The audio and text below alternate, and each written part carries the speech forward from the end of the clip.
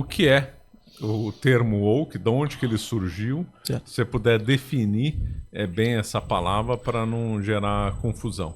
Tanto a origem histórica como o que significa mesmo. Significou no passado e significa hoje em dia. O termo woke, ele começou a ser usado pelas primeiras vezes ainda na década de 50, ainda na década de 60, como um termo relacionado à comunidade africana, como algo que identificava um padrão de negritude. Havia a noção de que era preciso estar acordado para a injustiça, certo? Nós temos ali uma origem que ela é quase esquecida. Porque essa primeira origem ela vai ser recuperada em 2010, em 2000, quando o termo volta a ser utilizado filosoficamente, não em termos de estar acordado para uma injustiça social, mas mais propriamente dito, você estar acordado para toda uma realidade, uma estrutura social. Os elementos invisíveis da nossa realidade. É mais ou menos isso. Mas essa raiz histórica, ela é pouco relevante para o fenômeno woke por si só. Isso é só a palavra woke foi escolhida para substituir uma série de outras palavras filosoficamente carregadas e relacionar isso com a comunidade negra. Qual é a noção, a definição de woke hoje que nós usamos? Nós usamos uma definição muito parecida com o do Teorias Cínicas, que é a politização total da vida privada. O que é estar politizado? É você colocar todos os fatores do que acontece cotidianamente na sua vida como algo que precisa estar em escrutínio. Você precisa, de alguma forma, analisar o que foi tratado, o que aconteceu no seu dia a dia, como algo de grande importância. Como algo que, inclusive, estabelece o que é justo, estabelece o que é normal, o que deve ser seguido pelas pessoas e para as pessoas. Do ponto de vista prático, isso significa que a sua atitude particular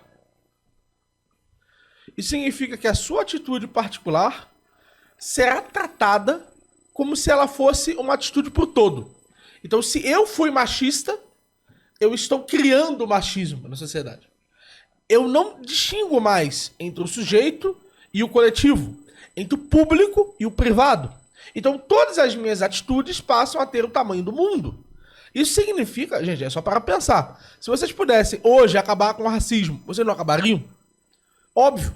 Então, o que eles fazem é distinguir entre o que é feito pelo indivíduo enquanto algo feito pela coletividade. Então, você pode punir o racismo. Tá tudo bem cancelar o racismo. Se o racismo fosse uma pessoa, até matar ela seria algo aceitável. Porque ela é o racismo, ela é todos os atos de racismo já feitos na história. Mas quando eu cometo um ato racista, o meu ato é particularizante. Imagina se eu recebesse todo o mal em virtude disso. Mas é isso que a cultura woke faz. A cultura woke leva o superlativo ao indivíduo. Ela distingue o indivíduo, ela percebe o indivíduo na medida do que a coletividade fez. A coletividade, através do racismo, de fato, em algumas situações, escravizou pessoas. Então você escravizou pessoas. Interessante. E sempre é unilateral, ou seja, é sempre de acordo com uma determinada agenda. Essa ponte coletivo particular não é com outras agendas, isso. É só com determinados temas chavões que eles querem impor para a sociedade, né? Exato. Quais são esses temas chavões? Então, eu acho que o primeiro deles é o mais próximo da nossa definição. Tudo é político. Tem até aquelas camisas. Quando você é mulher, tudo é político. Tem outros mais claros. A noção, por exemplo, do turbo macho técnico nazi fascismo. Ah, tá. Da Márcia Tiburi. Tem a noção de você, por exemplo, declarar que um indivíduo ele é um traidor da sua raça. existem de alguma forma encurtadores de informação para eles que sinalizam de uma forma ou de outra como as pessoas vão enxergar o outro lado. E essas substituições são não só o único contato que algumas pessoas têm com a oposição, ou seja, ao invés de lidar com o professor Marcelo, você lida com o branco professor Marcelo. E aí, veja, ao branco professor Marcelo, todas as boas características do professor Marcelo não existem. Quando você lida com o hétero professor Marcelo, você não lida com todas as características boas do professor Marcelo. Então, são essas substituições que são realizadas que fazem com que a oposição seja vista como má. Porque, veja, e não é nenhuma acepção historicamente acurada, acho que o professor vai concordar aqui, do papel do homem branco, hétero, cisgênero na sociedade.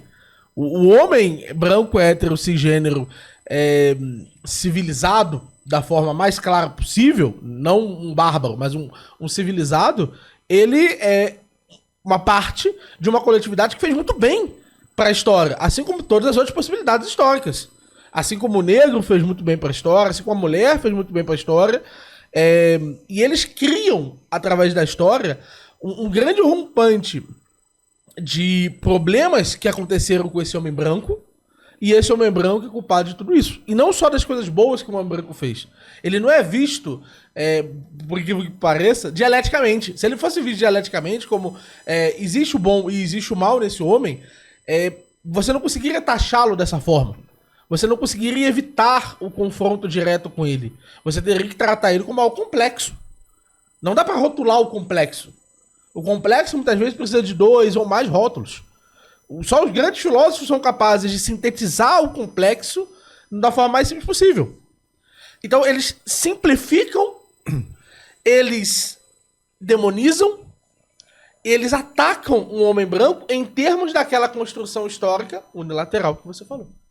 Então, isso daí é um método de Goebbels, né? Quando a gente estuda o método de propaganda de Goebbels, quando ele fez contra os judeus, por exemplo, e quando o chamado inimigo comum da raça alemã e tal, exatamente essa estratégia. Você simplificava, a técnica dele é justamente simplificação. Você simplifica para poder rotular, colocar um chavão em todos os males do povo alemão nele. Eles estão fazendo a mesma técnica de Goebbels nessa história, igualzinho. Agora, como é que você vê a influência da escola de Frankfurt na cultura oco? Para mim é total, queria ver a sua visão. Eu discordo completamente disso. E eu sei que o professor... Nossa, então já temos um ponto aqui. Temos um ponto de discordância. Mas por quê? Porque eu acredito que a escola de Frankfurt ela foi extremamente importante para a acepção crítica que de alguma forma vai permear a teoria crítica racial, a teoria crítica de gênero.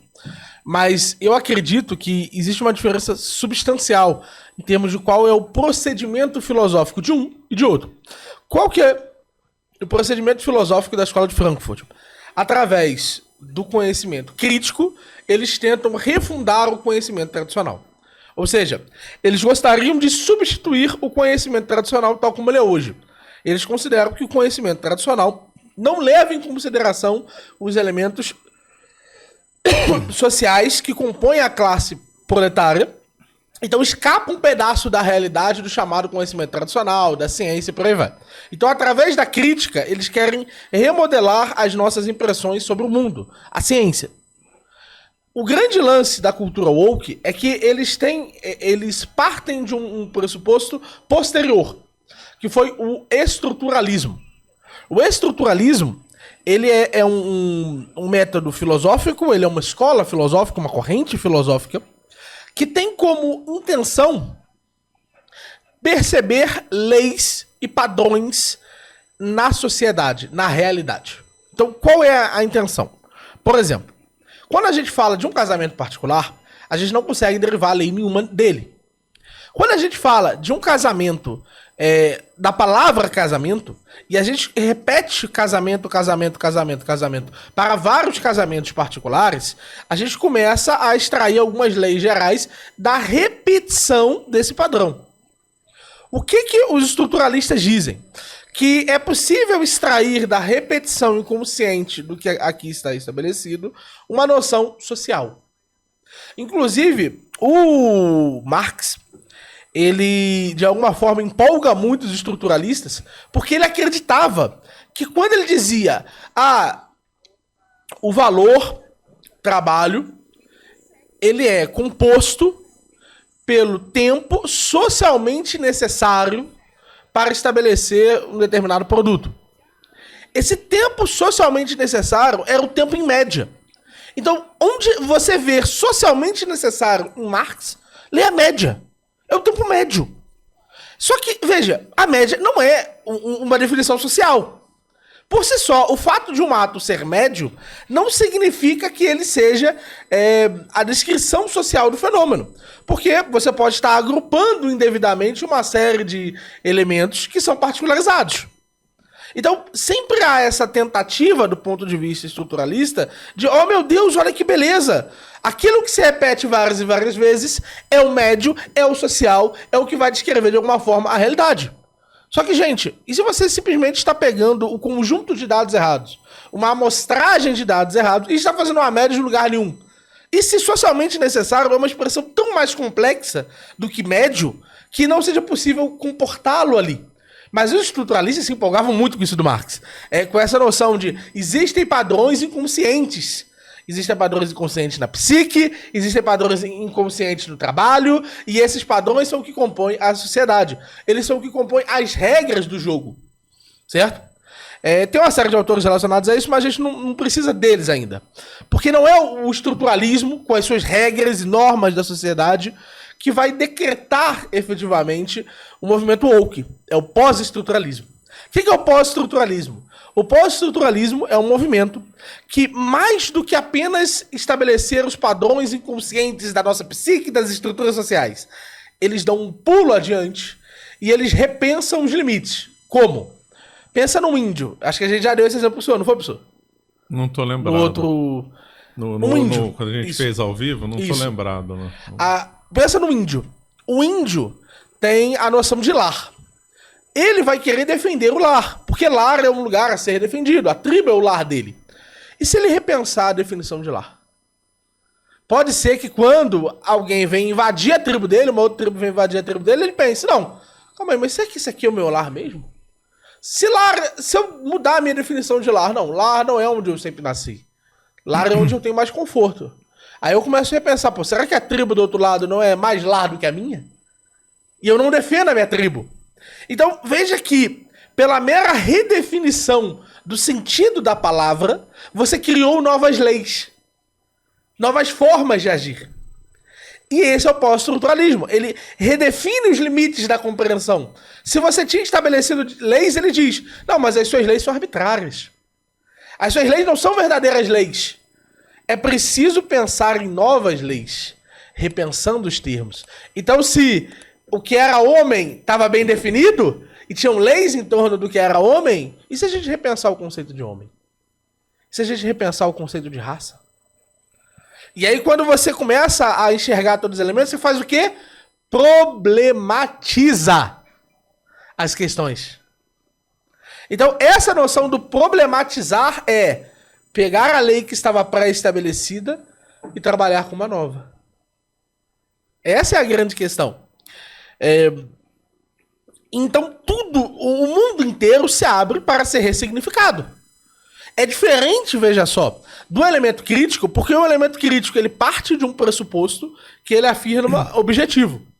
E ele quer substituir, usando esse pressuposto, o conhecimento tradicional. No caso do pós-estruturalismo, há um exercício eterno de redefinição. Então, mas aí eu discordo. Vamos ver alguns pontos aqui da escola que eu acho muito serviram de base para o woke e para o mundo moderno. Primeiro, a cultura woke do mundo moderno está fazendo oposições artificiais. Homem, mulher, branco e negro, pai e filho.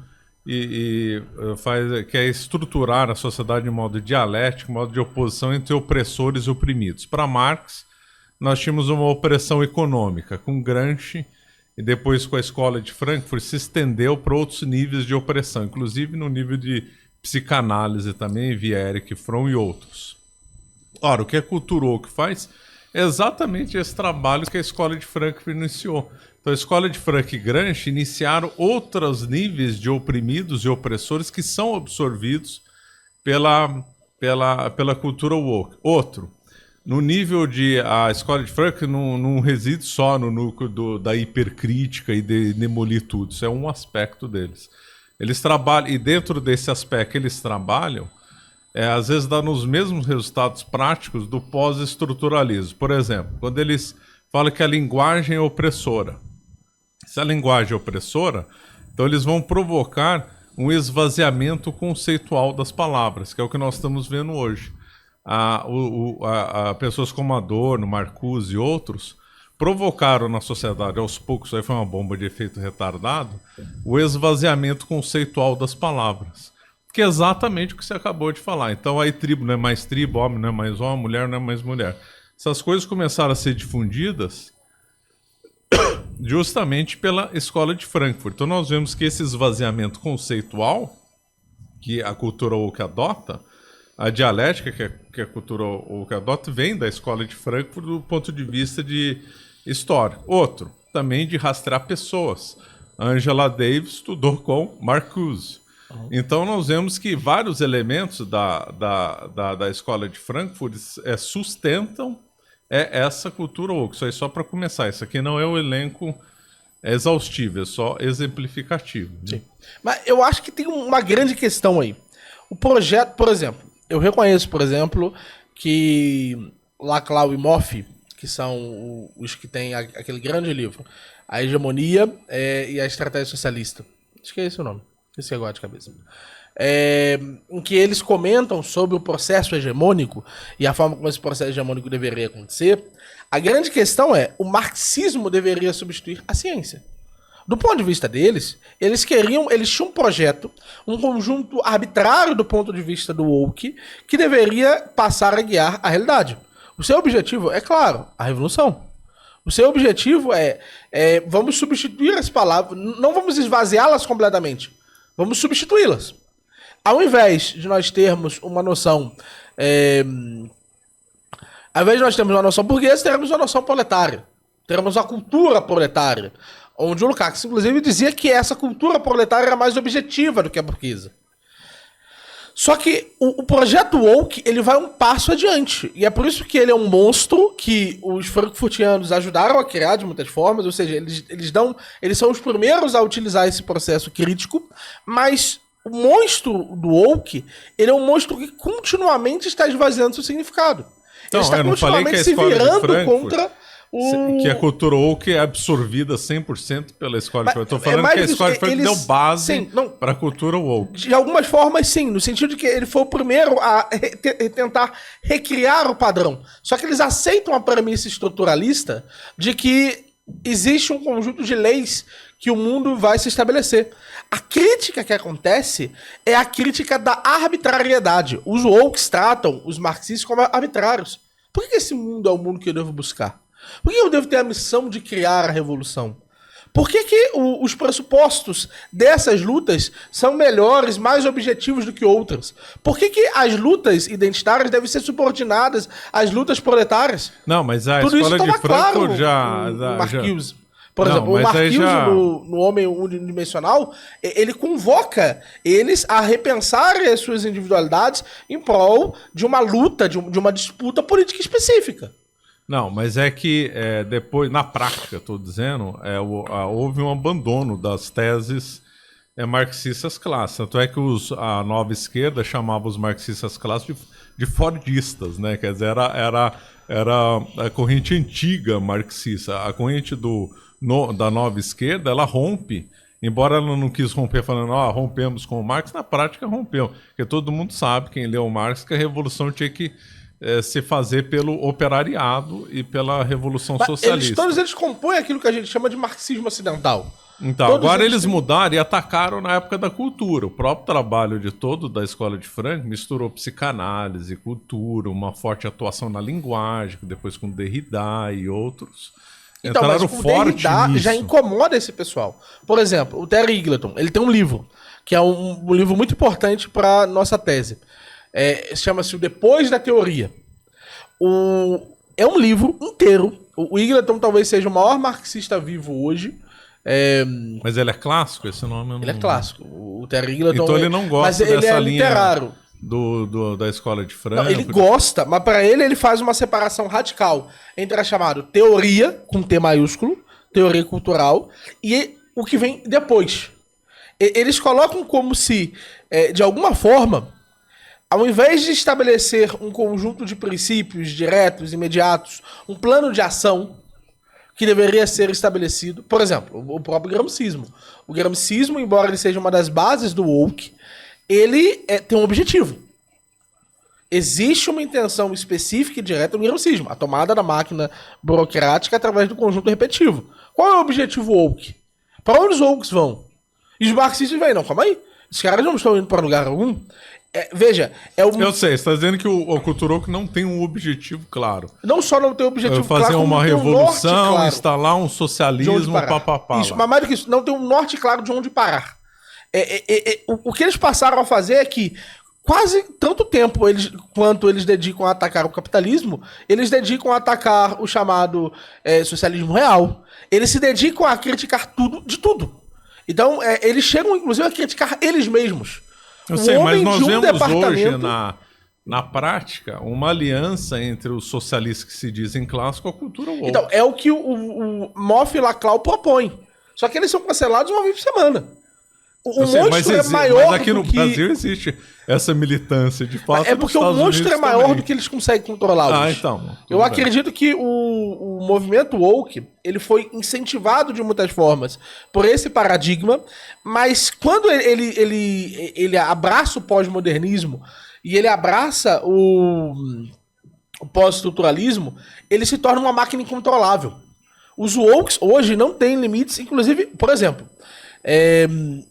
a noção de abusar de crianças nunca foi algo que a escola de Frankfurt estaria passível de defender ideologicamente. É lógico que era possível defender em termos de uma atuação política prática, mas eles jamais tentavam justificar isso utilizando teoria política.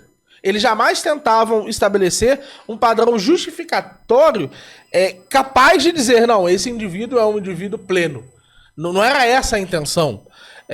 Os wokes, eles cruzam esse limite. Os wokes, por exemplo, eles cruzam limites em relação à identidade que eu não sinto que Frankfurt estava disposta a cruzar. Por exemplo, a própria noção da corporidade.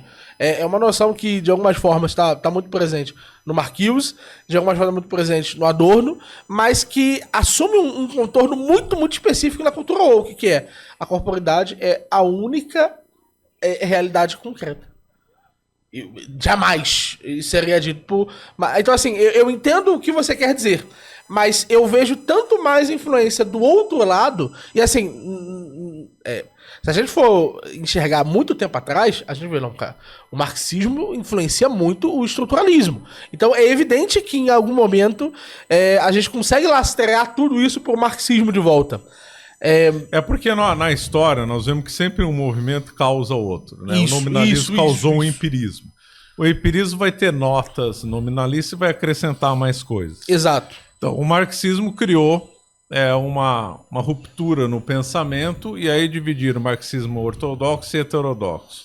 Exato. A escola de Frankfurt propôs uma nova releitura da sociedade que fundamentou, a meu ver, uma base do woke. Só que o woke vai mais além. Não tem um movimento que é baseado em outro e fica igualzinho o outro.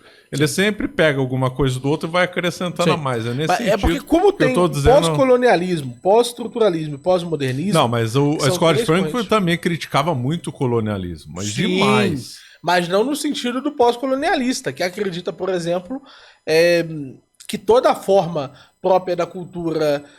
precisa remontar a 300, 400 anos atrás, porque era quando o africano estava livre da dominação branca. Adorno jamais diria uma coisa dessas. Aí vem uma influência lá atrás do Rousseau, né? Sim, mas você vê que doideira, tipo, é a noção de, meu Deus, temos que voltar a uma cultura ancestral. E como que essa cultura ancestral ia se dar? Isso é Rousseau, esse povo leu Rousseau, né? O Fanon pode ter lido Rousseau. Mas é muito essa noção, entende? Tem tantas outras influências filosóficas ali que eu acho que isso acaba embolando um pouco o meio de campo e eu acabo dando menos prestígio explicativo para a escola de Frankfurt, embora eu entenda que a escola de Frankfurt hoje é o viés de interpretação fundamental para os comunitaristas, que é quem hoje representa melhor o marxismo, que é aquele pessoal chamado pós-marxista. Os pós-marxistas querem domar os wokes. Eles querem pôr eles na coleira. Só que eles não estão conseguindo. Os wokes se estabeleceram como algo próprio, a tal ponto que o Zizek é um dos maiores críticos hoje do pessoal woke. Você acaba de assistir um corte do Caravelas Podcast.